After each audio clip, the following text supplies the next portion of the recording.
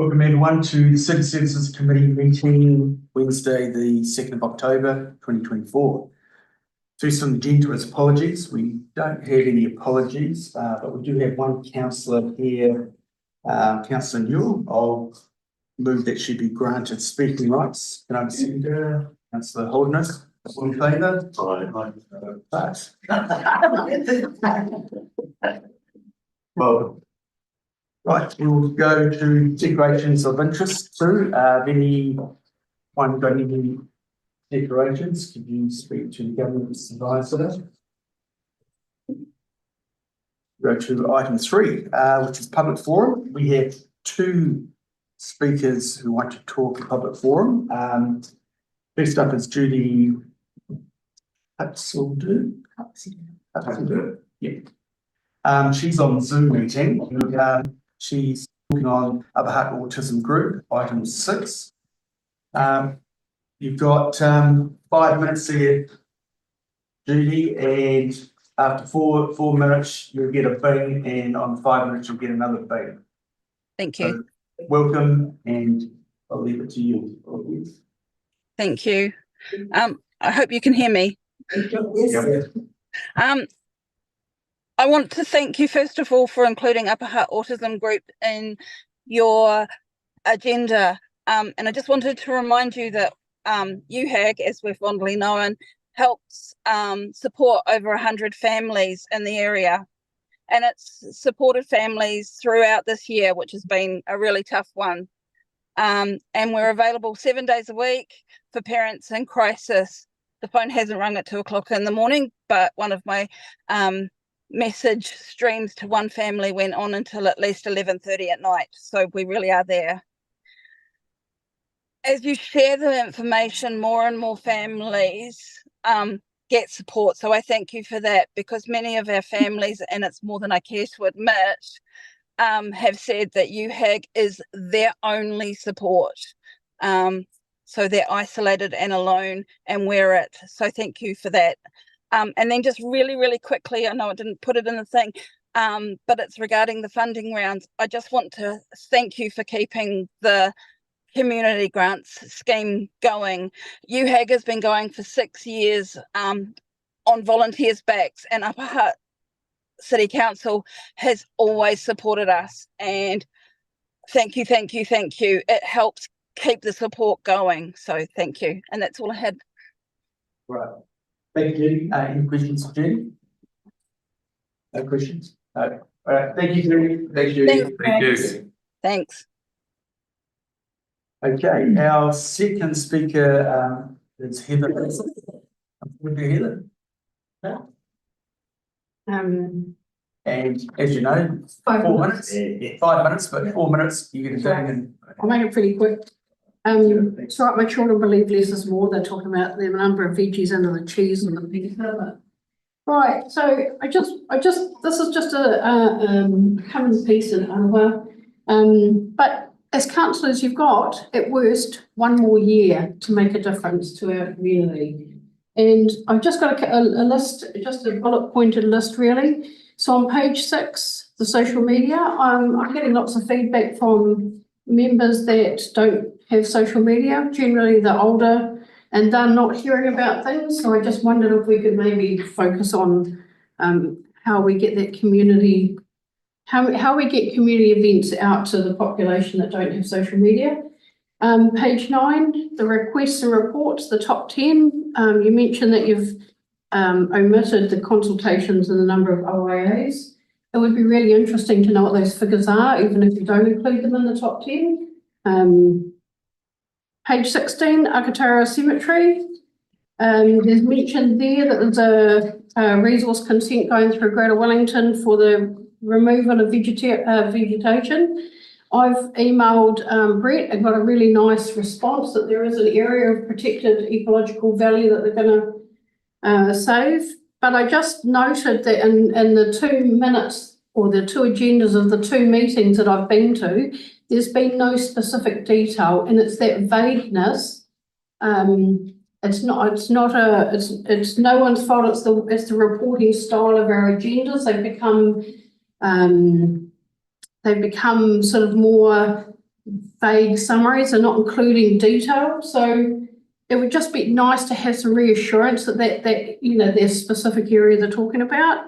And it's just to ensure that we don't make the same mistakes that we did at Catherine Mansfield. Looking ahead, I see that there may not be funding from Central for our footpaths and our cycleways. I've just included a couple of photos taken by two different people. And I watched an elderly guy go from the rest home down in Silver Stream, sort of up towards that Silver Stream bridge. And I was just considering the condition of the footpaths that our population are trying to negotiate.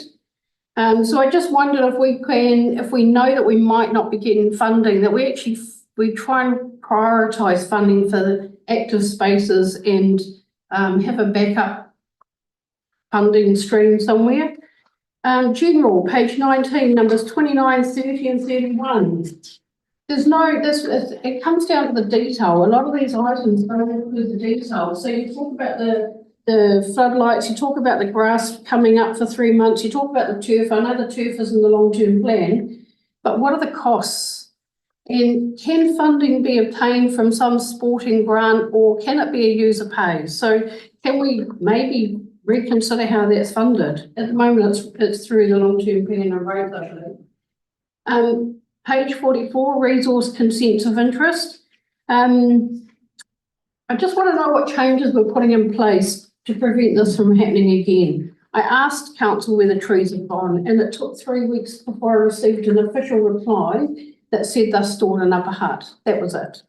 And the stretch of road at Catherine Mansfield, because we're talking about page 44, is similar to the road to Paradise from Glenorchy. Now, I don't know if anyone's been down that way. People on their droves travel there. They go to Kaitoki in their thousands, and they go to Paradise in their thousands.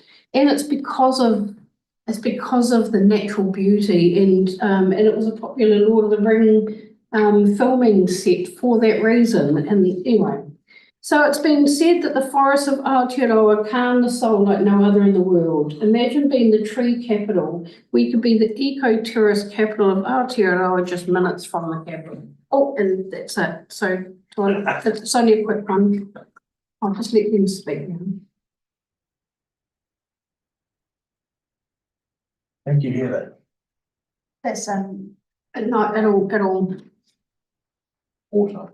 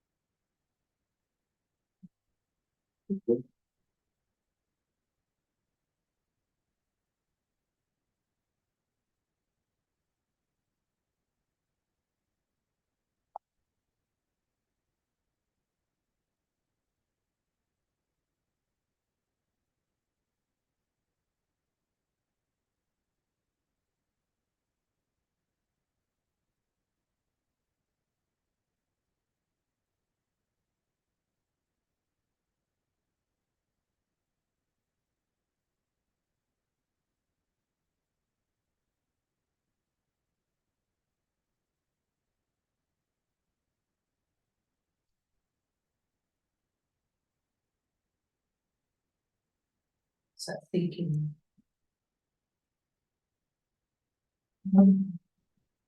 Right, thank you.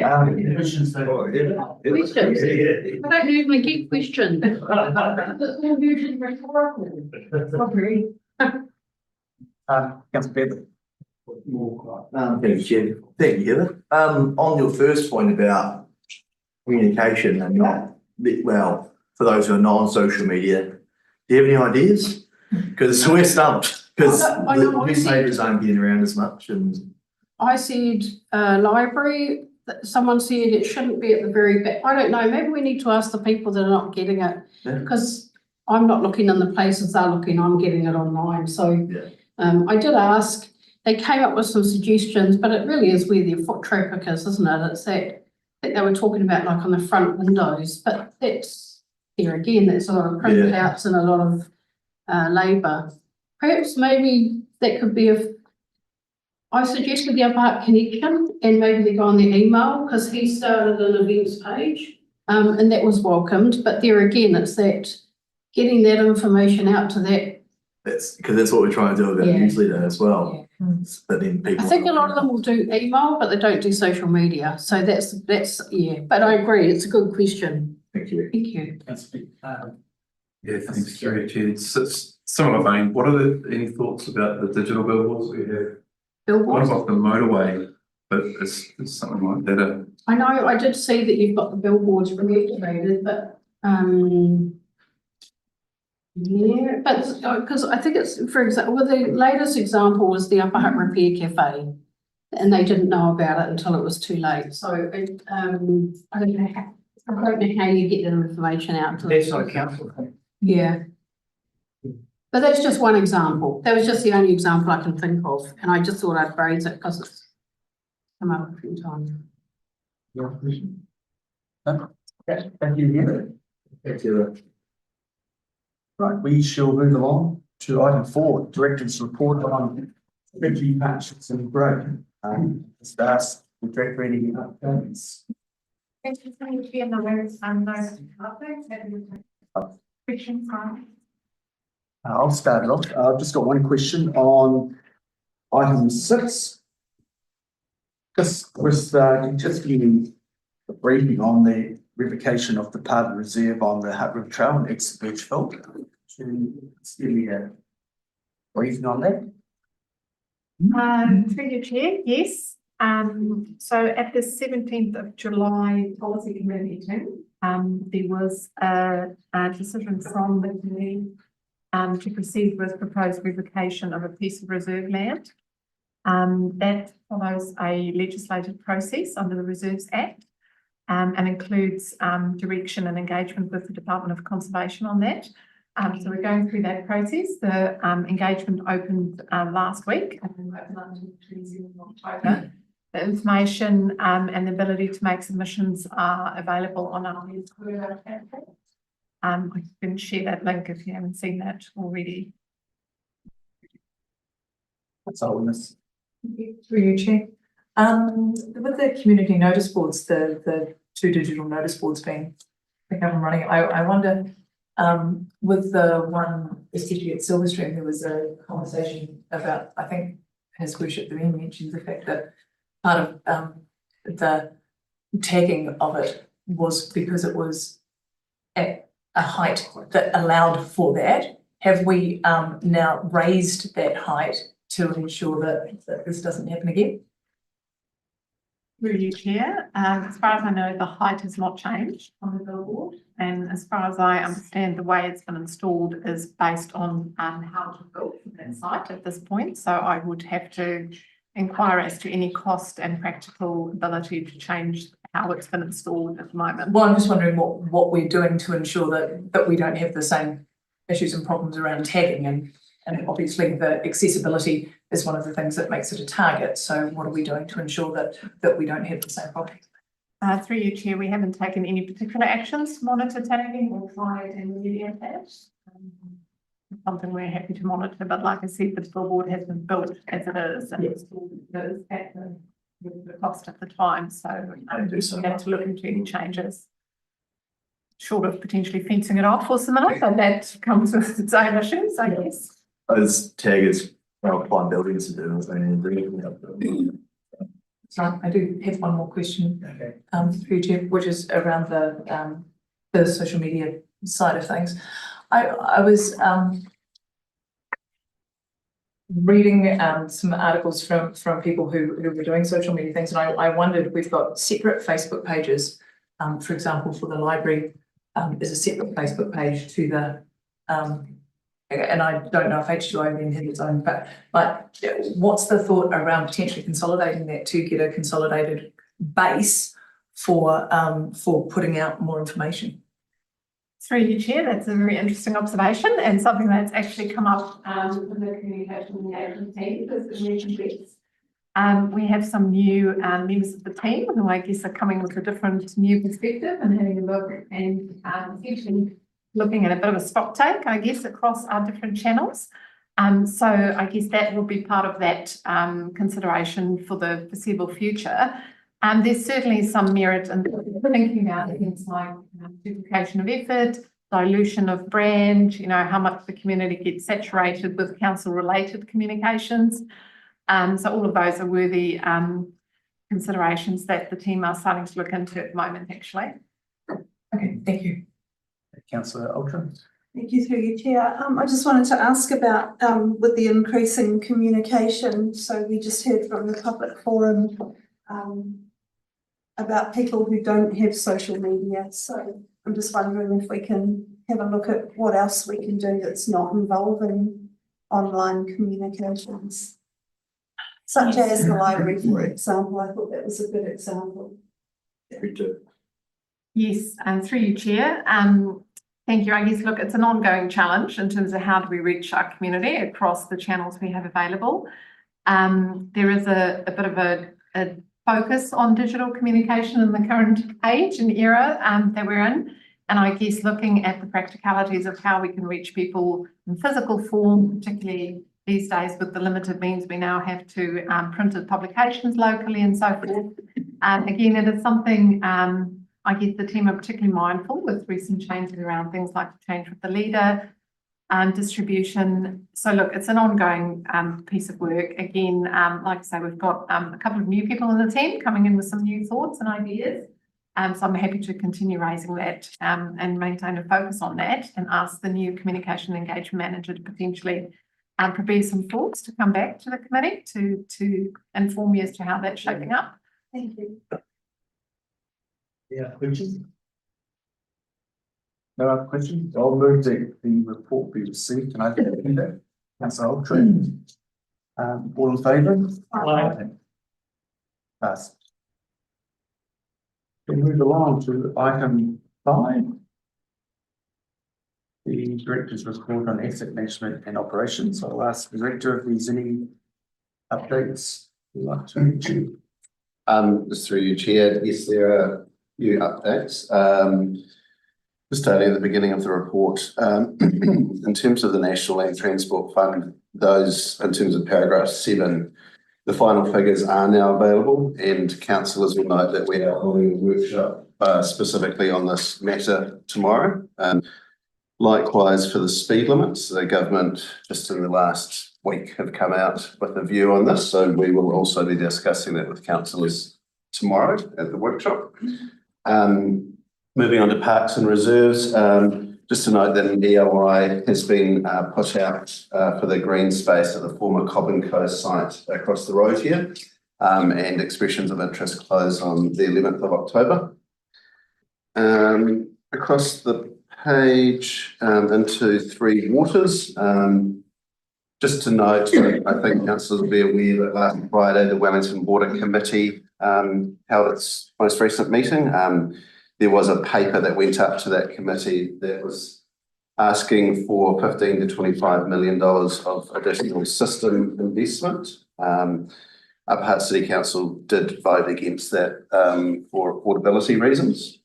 In terms of water supply, there has been a bit of toing and froing with Wellington Water around our investment into leaks, and that's been in the media a bit as well. Had a good conversation with Wellington Water about that. And then across the page to stormwater, just in relation to the Pinehaven Stream project and the review that's underway at the moment. Wellington Water has been very helpful and provided the reviewer with a lot of information. However, we are seeking additional information from Wellington Water. So what we are anticipating is that there might be a workshop with the Hutt River Subcommittee that takes place in November, with Upper Hutt City Council is invited to that as well. And then probably reporting back with an actual report at the first meeting of the Hutt River Subcommittee in February next year.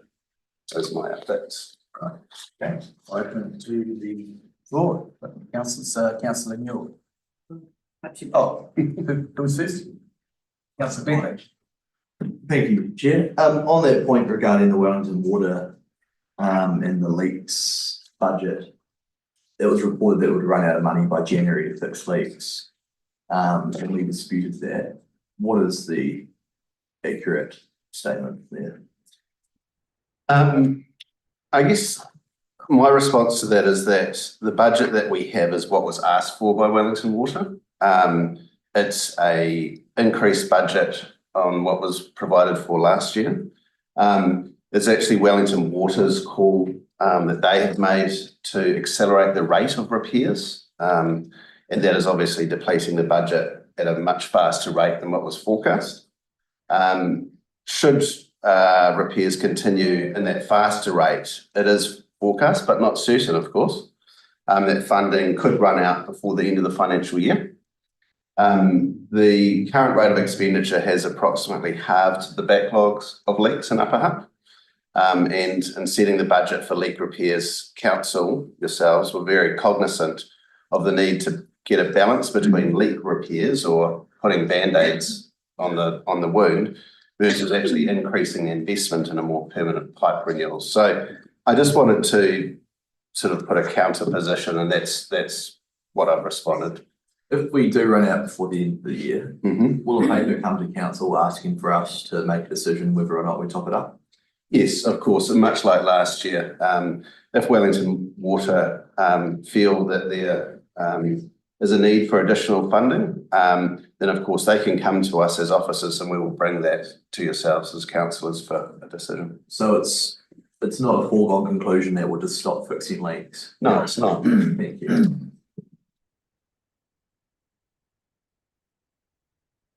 Yeah, and that would help if our regional council representative Absolutely. wasn't passing the information around, because that. I totally agree. Just on the wastewater, 39, said the contracts and the pressure being the water Logan Street wastewater renewal. Is that Wellington Water doing the contracting, or are we giving them up? We should be doing it ourselves. Through you, Chair. Yes, that is Yeah. through Wellington Water. People will arrange for this. Not here, but under road, I'm just wondering if there's an update on Akatarawa Road and the works and that. Through you, Chair. Actually, no, that was one thing I didn't get a briefing on, but I'm happy to get a briefing on that and come back to you at the workshop tomorrow. Councillor Newell. Thank you. So the compliance update on the Seaview, I'm just, what does the abatement notice actually mean in terms of, does that mean somebody's saying the smell cannot continue? Or is that an abatement of stop doing some of the activities that are done at the treatment plant?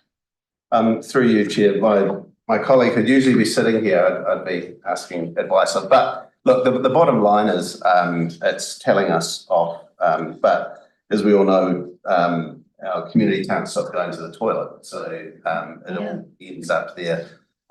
Wellington Water has, through their wastewater treatment operator Veolia, have been doing their level best to put in place the program required to address some of these issues. However, outside of their control, the most recent incident was when they turned the plant off for routine maintenance in terms of the dryer facility, and they couldn't restart it. And that's the nature of a facility of this age. Now, of course, we would love to have redundancy in the system, but redundancy is in the order of magnitude of several $billion. And so we work with what we can. I appreciate that Wellington Water has done significantly improved communication with the local communities, but you know, like yourselves, on my drive home yesterday listening to the radio, I heard the direct feedback, and it must be a very horrible situation for those people living in that situation. But Wellington Water with Veolia are doing their level best.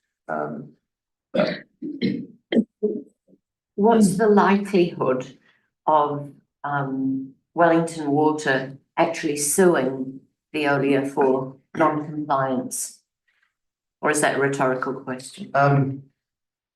And through you, Chair, I don't know how helpful that would be, because I don't know in terms of taking out. Look, I don't know. I'm not a lawyer. What would be the result? I know it's difficult at the moment in terms of the abatement notices that we're receiving. But from what I'm aware of, Veolia is doing as much as they can. I've been to numerous meetings where Veolia is present, but they have been dealt, cards, and they are working with what they can. And so another question, what is, if there is some kind of penalty applied to us and Hutt City Council and Wellington Water, what's the order of that penalty? What could, is this significant or insignificant? Through you, Chair,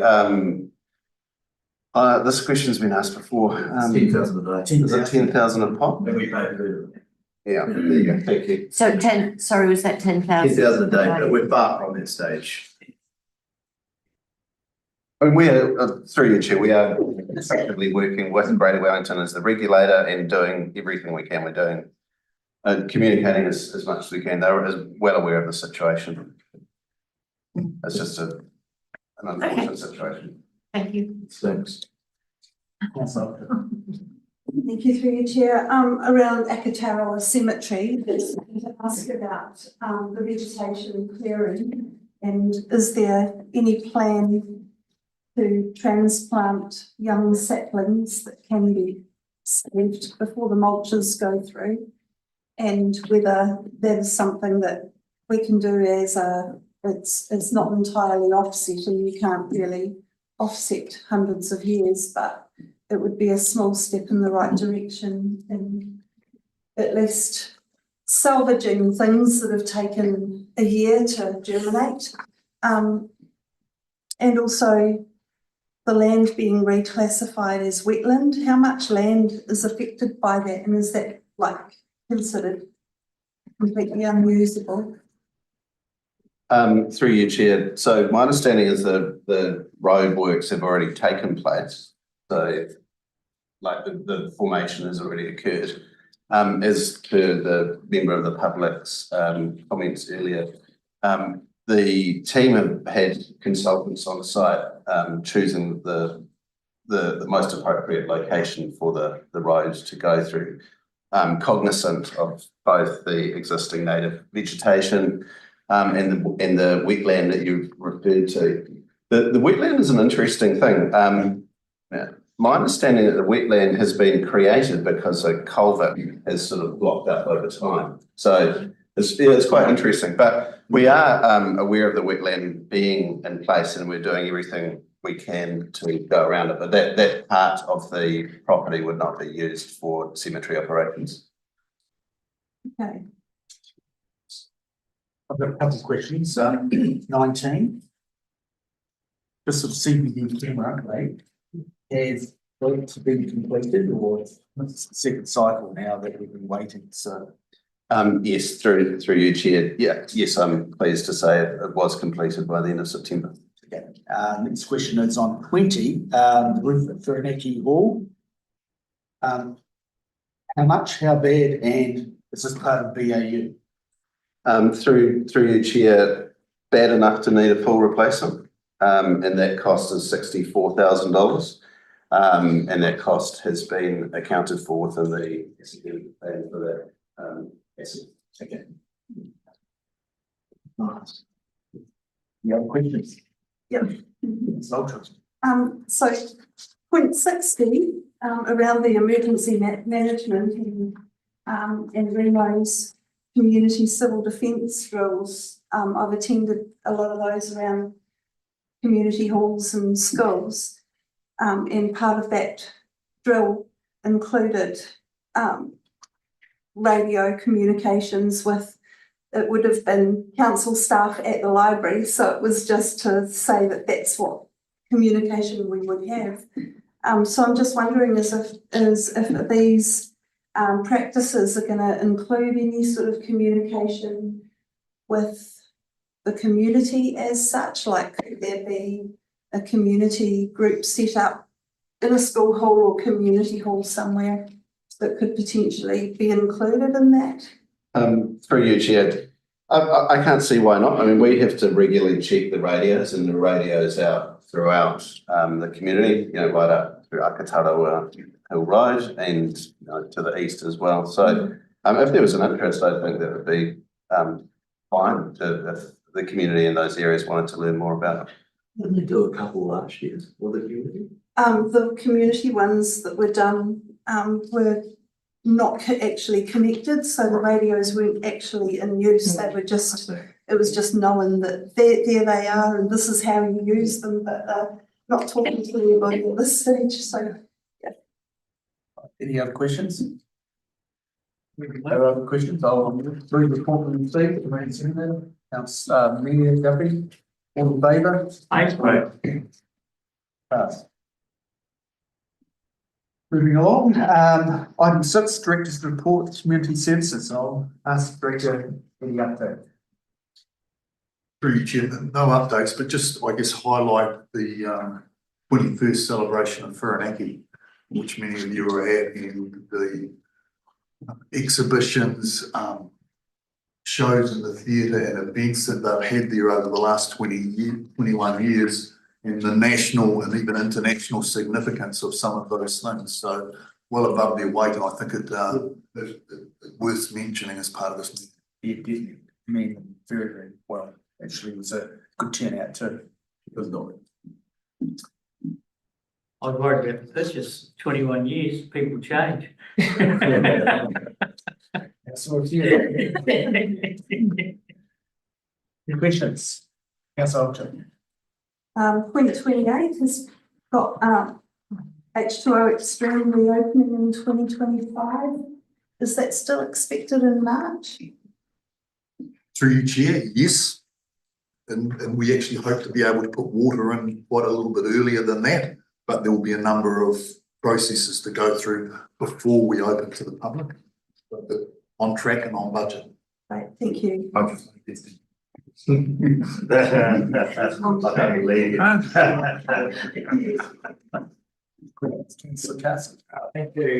On Paris 3 and 4, the Kai network and the signs that are being installed last month.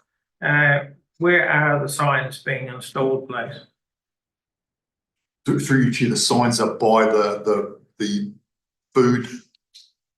Which locations though, I'm asking? There are 7, through you, Chair, there are 7 or 8 locations throughout Upper Hutt. And off the top of my head, I don't know, but I can find out. Yeah. Just want to see if that's complete list or not. They're spread right throughout the various sites, but I'll find that out. Okay, thank you. He's got a question on the library, number 11, the lockers, the new lockers. Great to see we're the first to roll them out here in New Zealand. So how's the uptake been?